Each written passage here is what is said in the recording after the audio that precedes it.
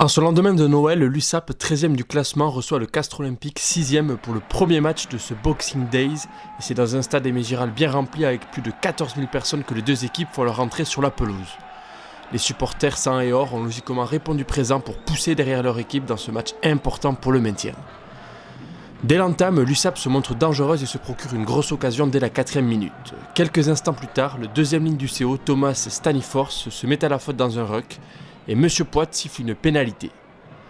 De 40 mètres en coin, l'arrière catalan Melvin Jaminet ouvre le score et Perpignan mène 3-0.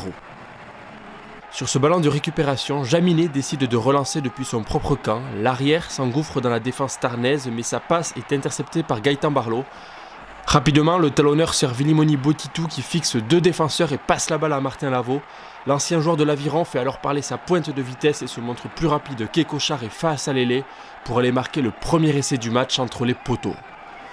C'est le deuxième essai inscrit en top 14 cette saison par Lavaux qui ne jouait là que son troisième match en championnat cette saison.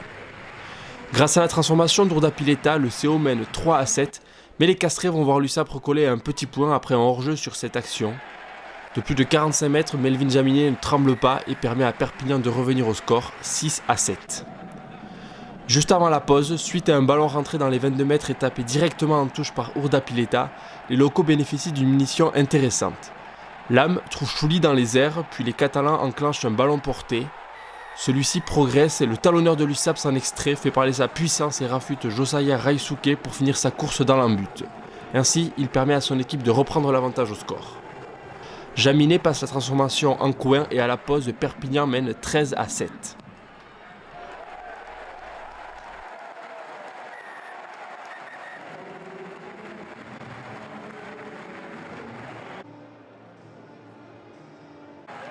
Au retour des vestiaires et alors qu'Ourda Pileta a ramené le CO à 3 points, c'est un duel de buteurs qui s'installe. Jaminet, en coin, redonne 6 points d'avance à l'USAP.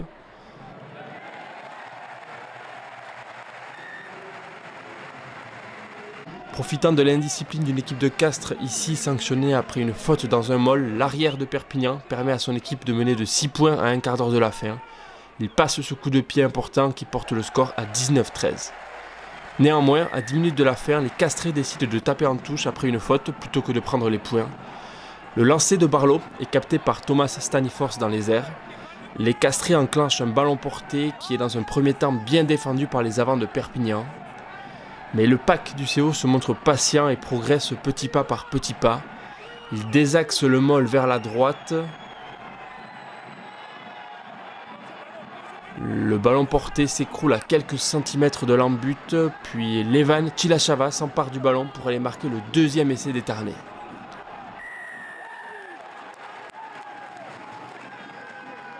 On revoit au ralenti l'essai marqué en 2 temps par le pilier géorgien qui se relève pour aller aplatir. En coin, Benjamin Ourda Pileta ne tremble pas et passe la transformation. Castres mène d'un petit point.